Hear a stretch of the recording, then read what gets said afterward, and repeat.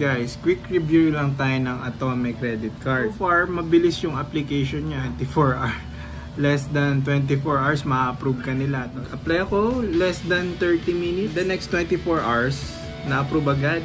So, nag-opt ako na kumuha ng card to try sa mga physical stores. So, hindi ko pa siya natatry kasi kaka-receive ko lang today, May 20, 2024.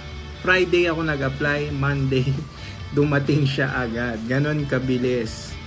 Nagamit ko na siya sa Lazada. Nailink ko na sa Lazada yung virtual card ko. Nagamit ko na rin siya sa Foodpanda.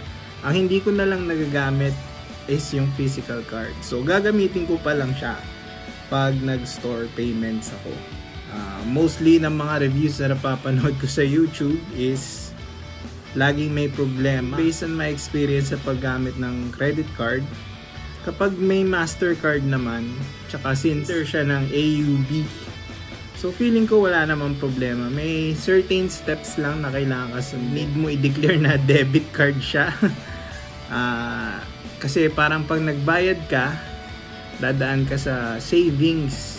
Diba tinatanong ka ng cashier kung savings or current? Parang ganun eh. Di ba sa credit card wala namang ganun. So, in a way, tawag sa kanya credit card. Pero kung gagamitin mo siya as debit card, parang ganun. So, yan. Gusto ko lang din i-share na, yan, ginamit ko nga siya Lazada tsaka sa Foodpanda.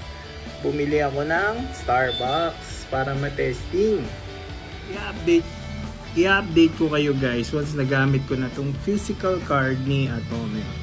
So, hopefully, magdadala ako ng cash in case na pumalya siya. Kasi doon natin malalaman kung gaano ka-reliable ang Atomic Card. So, abangan natin yung next video.